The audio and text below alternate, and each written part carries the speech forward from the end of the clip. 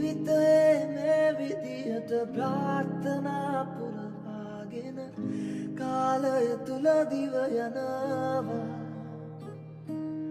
කලකී දේවල් පමණක් පසුපසවාගේ දැනෙන. Hi guys, welcome to my YouTube channel.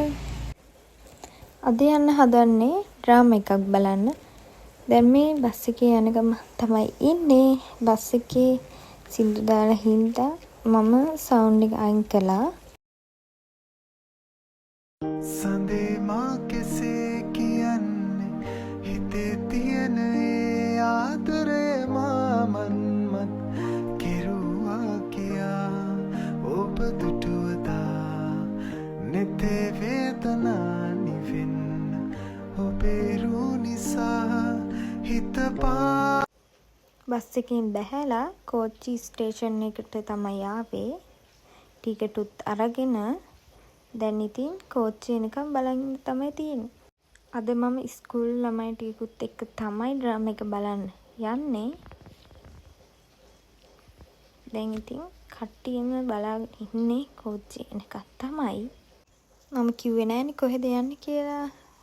යන්නේ මරදානට. මරදාන ගිහිල්ලා එල්පිස්ටර් තියටර් එකට තමයි යන්නේ අද ඩ්‍රාමා එක බලන්න. කෝච්චිය යන ගමන් තමයි ඉතින් දැන් ඉන්නේ.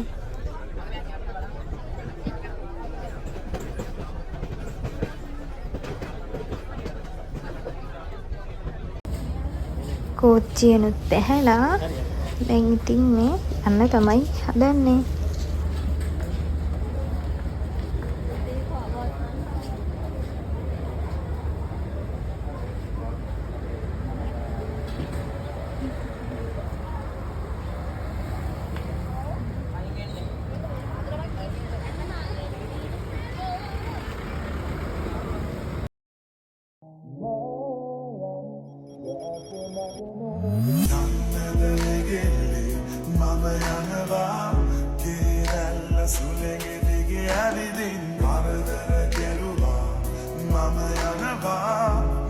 කුවේණි ඩ්‍රාමා එක තමයි බලන්න ආවේ. මම මේක ඩ්‍රාමා එකක් බලන්න යන පළවෙනි පාර මේ. ඩ්‍රාමා එක පටන් ගන්නවා කිව්වේ 3:00ට විතර. අපි කලින් ආවා. දැන් ටිකට් උත් අරගෙන ඩ්‍රාමා එක බලන්න යන්න තමයි හදන්නේ. ඩ්‍රාමා එක පටන් ගන්නකම් තමයි බලන් ඉන්නේ. මං වීඩියෝ ක්ලිප් වගේ ගත්තා. මම ඒ ටිකත් මේකට එකතු කරන්නම්. මහීපාරේ පිළිබඳ මතකය අවදි කිරීමක උත්සාහයක අප නිරත වන්නෙමු.